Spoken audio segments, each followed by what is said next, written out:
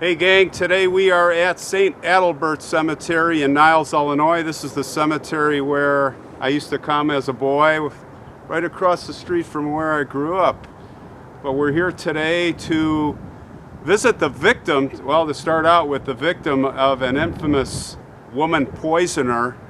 She was very prolific, killed over probably 20 people before she got caught here in Chicago. St. Adalbert is a mostly Polish cemetery, and the neighborhoods that surround this. And she grew up here in Little Poland after coming, well, the neighborhood's was called Little Poland, downtown. She came from Poland. So let's take a little walk and we'll talk about this story, and we'll go to the man's grave, one of the husbands that she killed. Now, we are right over the flight path for O'Hare Airport. And if the jets start getting too noisy, I will pause the video and then pick up again as the jets pass. But here comes another one, and we'll see if we can get through it here today, unfortunately. I want to give a shout out to Jennifer Lewis, who is a sub and viewer of our channel, and she suggested this story. And Jennifer, along with her sister Jessica, interestingly, they do a lot of work in cemeteries helping out, and they sent me a picture, I'll show it here, of a couple of cradle graves they care for, they have adopted, and they've planted flowers there. But anyway, thanks Jennifer for this suggestion.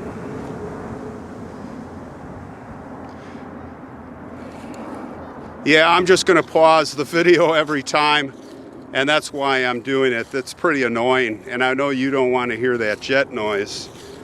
So her name was Tillie Klimek, and she came from Poland, as I said, as an infant. They emigrated. There were a lot of Polish people, well, Germans and Irish. Everybody was coming over here in the 1800s, and she would have a normal upbringing. There isn't a lot known about her, of her childhood. We pick up the story when she was about 14 years old, and she first got married.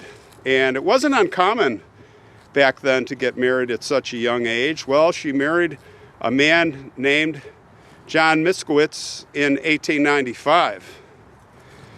She was supposed to be, well, she was basically a cook, a really good in the kitchen, and maybe that's why so many men went for her. Or it may have been her intellect, because they say that her looks were not that good. And when you see the picture, I don't know if you'll agree or not, but that was a big part of the story back then.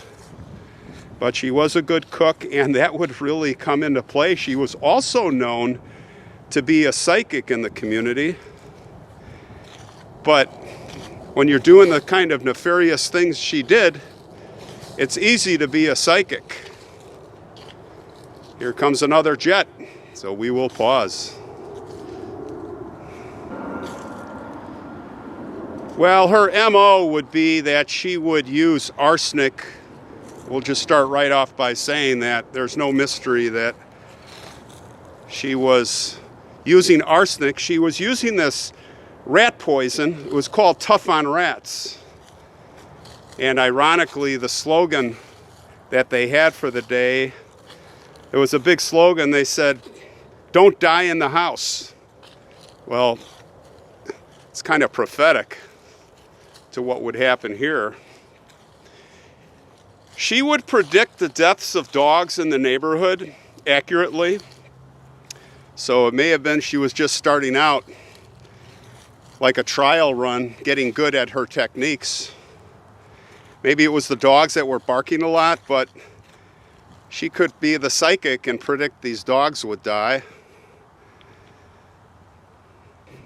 Now, she had been married for 20 years with this guy, and she must have woke up one day.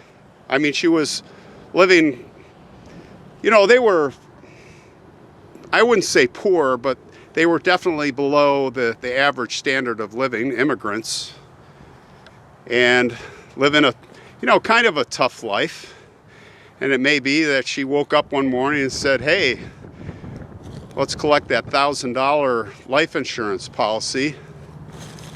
And now, it's interesting to note that at that time,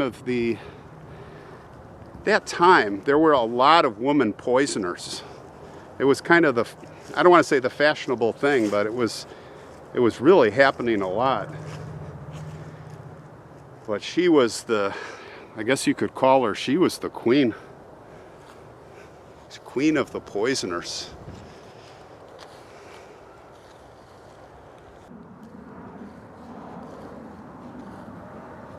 Now, within 2 months of her husband dying, her first husband, she wasted no time and got married again. A guy named John, or maybe his name was Joseph. From the history records, it's tough to know. Ruskowski. And you have to imagine they were probably having an affair before that, but 3 months later, he died. And guess what? She got double the insurance money for that one. All in all, in cash and insurance money, $2,000. Little did anyone know she was using that rat poisoning. It was working pretty well. And right after that, she had a boyfriend, a romantic guy. His name was Joseph Grantkowski. It was confirmed she was having an affair with him. And apparently they were on vacation. They were up in Milwaukee. And she was pressing him very hard to marry her. And he was like, okay, it was kind of taking its course. And then she kind of leaked to him like, we're here because I killed my first husband, such and such. And he freaked out. He's like, what? And basically, in so many words, like, I'm not marrying you. Oh, she didn't like that. In fact, he said, I'm going to tell the police. Now, that's not a smart thing to do. Unless you're absolutely going to leave her immediately and not eat anything.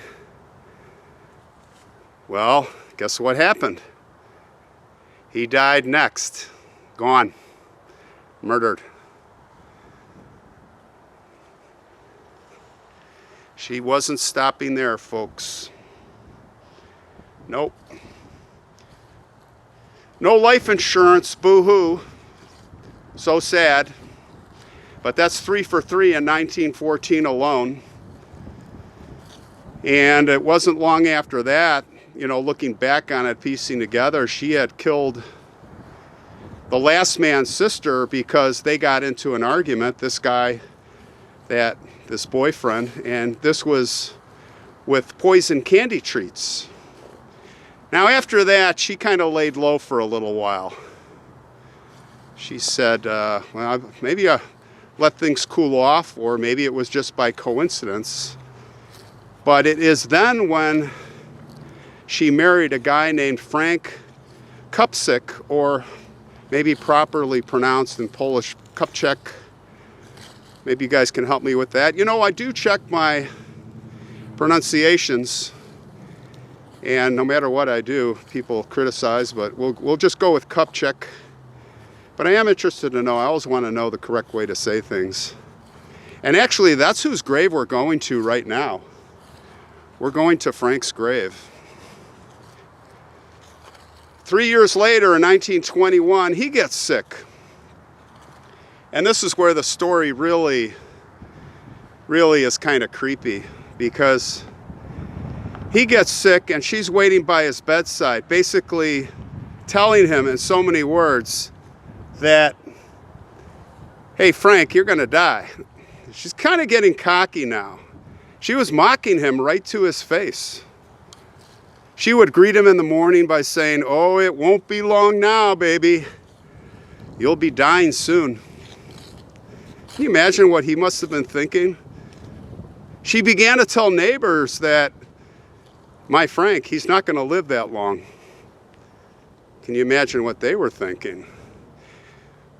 She actually started knitting a mourning hat, you know, for mourning the death of someone. Kind of an infamous hat, it would turn out later. One that she would wear to his funeral and more.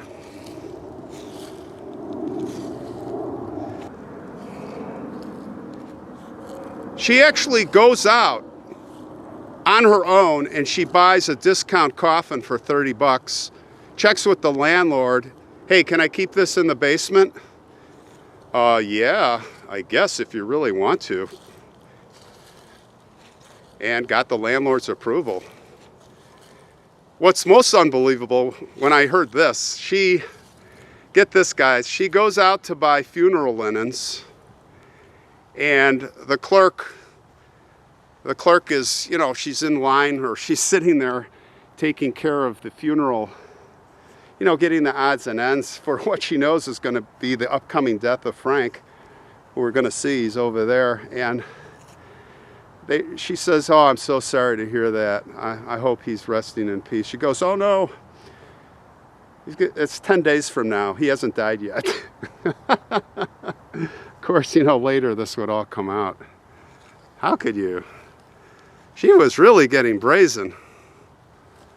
Very brazen. A beautiful statue here. Look at that.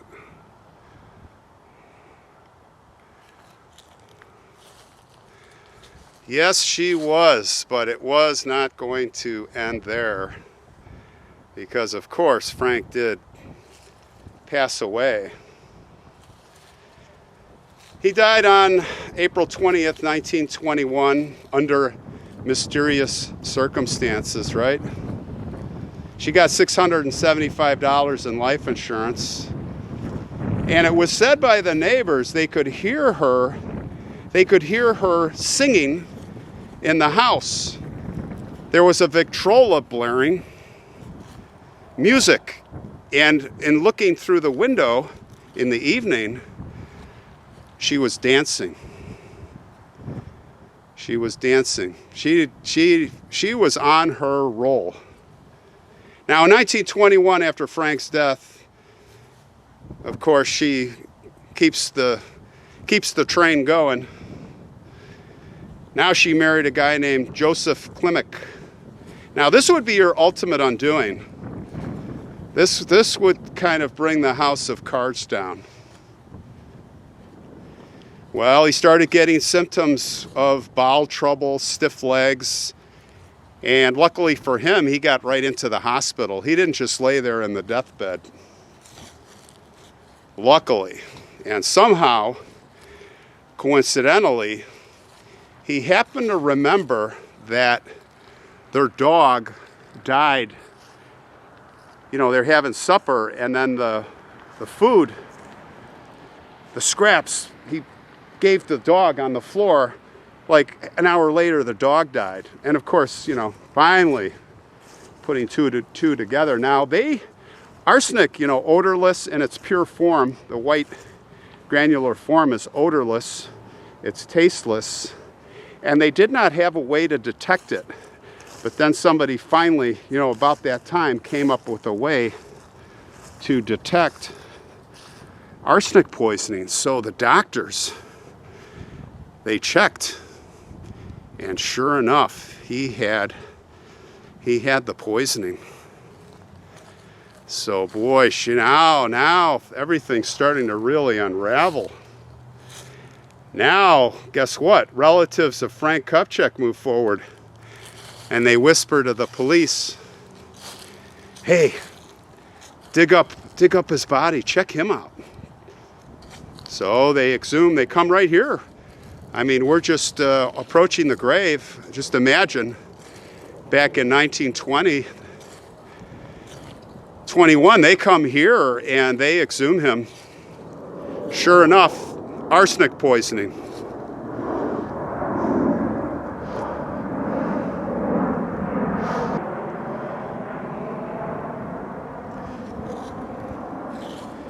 He had enough arsenic in him to kill 4 men.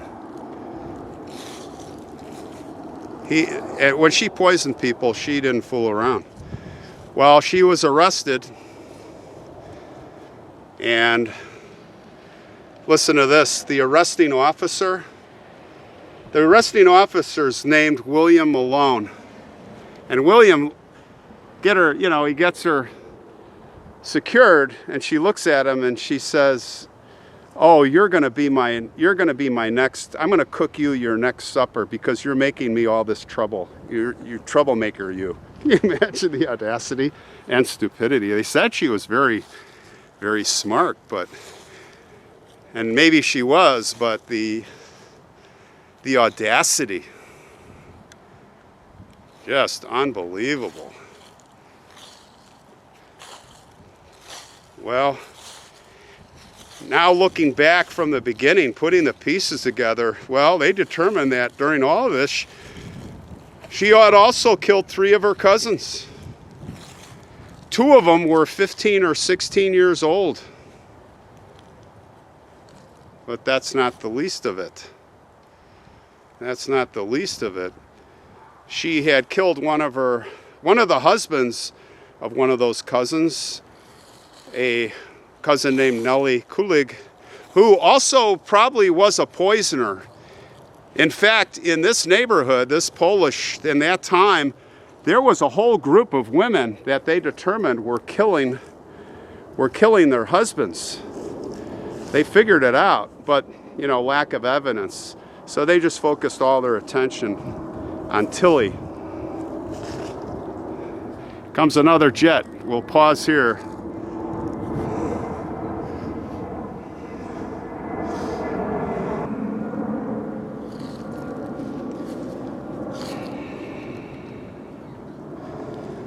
Well, we also have the daughter of Nellie who was killed, and we have many others of relations and friends that went down. And of course, if you made her mad, a little spat, you would be given the special treats, the special candy. Yeah, that's right.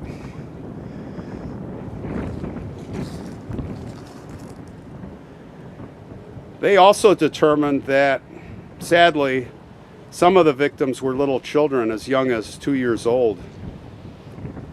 Some of them recovered, some of them died. Like I said, over 20 people probably died. In the end, they would dig up many of the bodies, like Frank here, and they all had huge volumes of arsenic. They had a trial.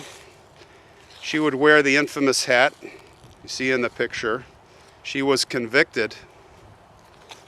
The jury only took about an hour and 20 minutes, and I guess the trial was pretty comical and very entertaining. Judge really got the judge mad. He had to stop the trial many occasions, but she was sentenced guilty. They said that she was squat and she was ugly. And she was ugly, like I said, and also greasy. Now, it's important to note that there were a lot of other women that were put on trial for murder and poisoning, and they all got off because they were, the press, they would dub them as beautiful, and they were charming, and even it would sway the judges and juries. Crazy. But she was not liked by anyone. She did not have those attributes. So they wanted to hang her. Everybody wanted to see her hanged, but the judge gave her a life sentence. She got a life sentence. And I think it was Joliet Correctional Facility where she ended up. She would not get off. And she died. She died in 1936. She had a heart attack. 1936. So let's see. The grave is right around here. Let's see if we can find it here. And here is the grave, Frank's grave, Kupchak. Now, this is a plot marker, or this is a marker for two, but his name is not on here. His grave is unmarked, but he is here. This is where they came back and dug him up. Just imagine, 1920, you're standing here. They've got shovels. You know, they don't have a backhoe. Doctors are here. They probably brought him in. Maybe they did the check here, checked his stomach contents, and there they found 4 grains of arsenic. I think it was 4 grains, but anyway, it was enough to kill him and a whole bunch of other people. I don't think she's resting in peace. Well, a very sad ending for a lot of people, including Frank here and all the others. We hope they're resting in peace. Now let's go look for her grave.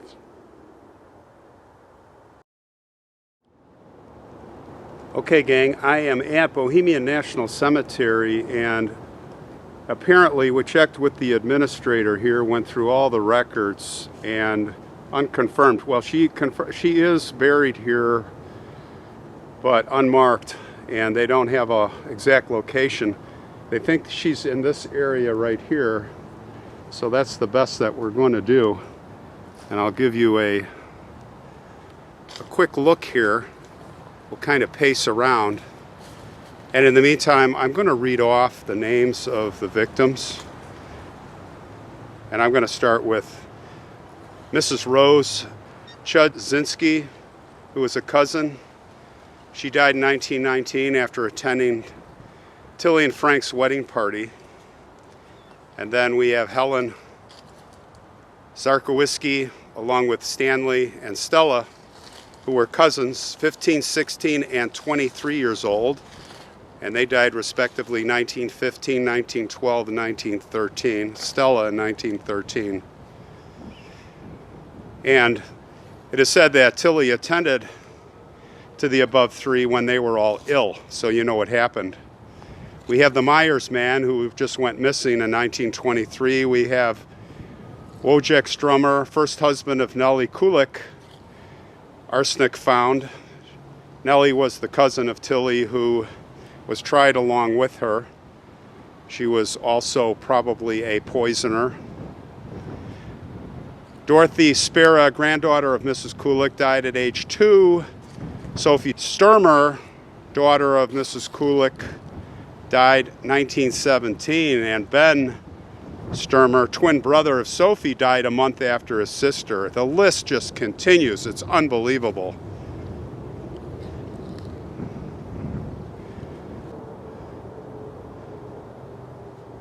We have John Sturmer, son of Mrs. Kulik. He recovered when he got sick after his father died, so she was trying to take him out also. And although it's thought his mother poisoned him, Mrs. Rose Split says back then that Tillie had given her poison candy, and that was after Joseph Klimek had talked to her. Miss Stella Grantkowski, sister of the former boyfriend, Tillie Grantkowski, remember him? She got sick after eating candy, little treats given to her by Tillie after they got into a fight. Nick Miko, cousin, he got sick of arsenic, but he recovered. Mrs. Bessie Kupchak, or Kupsik, however you want to pronounce it, sister of Frank. And of course we were at Frank's grave. And she got sick after eating Tillie's little meals, but she recovered. And lastly, Miss Lillian Sturmer, 15, daughter of Mrs. Kulik. May have mentioned her already, but she lived at the Klimek's house for, she lived there for about a year when she was 13. She got deathly sick from the food, and she had suffered probably the rest of her life from heart trouble. So there you have it. She is here, right in this area somewhere, guys. It's hard to say, but we're going to sign off here with this dreadful story. I'll catch you guys soon. Stay safe.